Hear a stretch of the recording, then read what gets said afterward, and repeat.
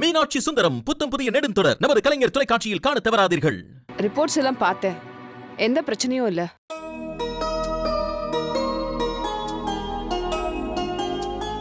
கனவுல வந்த எதையோ நினைச்சு ஷாக் ஆயிருக்கீங்க.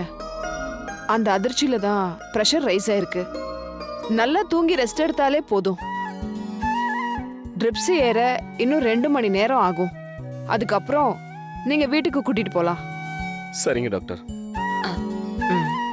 ரமாதேவி மேடம், இப்போ உங்களுக்கு 40 வயசு கிடையாது. இப்பவும் பிசினஸ்னு ஸ்ட்ரெஸ் பண்ணிக்காம உங்க பேர பசங்க கிட்ட ஒப்படைச்சிருங்க. ஏன் இன்னும் ஓடிக்கிட்டே இருக்கீங்க?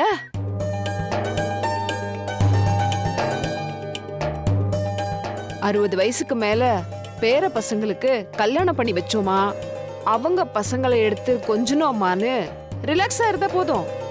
இந்த மாதிரி ஹாஸ்பிட்டல் பக்கமெல்லாம் வரவே தேவையில்ல.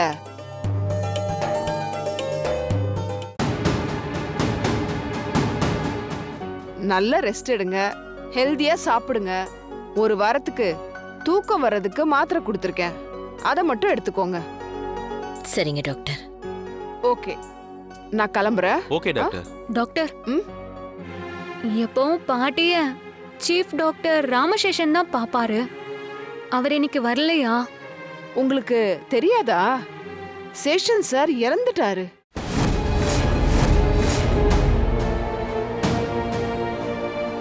எப்போ டாக்டர்? இப்பதான் ஒரு 2 வீக்ஸ் முன்னாடி. ஆக்சுவலா அவர் பொண்ணு கல்யாணத்தை உடனே பண்ணணும்னு சொல்லிட்டு இருந்தாரு. ஆனா அவர் பொண்ணு லவ் பண்ண பையன் வீட்ல கொஞ்சம் பொறுமையா பண்ணலாம்னு டிலே பண்ணிட்டு இருந்திருக்காங்க. இப்போ சடனா இறந்துட்டாரு. அவர் இருக்கும்போதே கல்யாணத்தை பண்ணிருக்கணும்னு இப்ப அவரோட பொண்ணு ஃபீல் பண்ணிக்கிட்டு இருக்கா. எப்ப என்ன நடக்கும்னு இப்பெல்லாம் சொல்ல முடியறதே இல்ல. ஆனா நிறைவேறாத ஆசையோட இறந்து போறதை விட ஒரு கொடுமை எதுவுமே கிடையாது. பாவம்.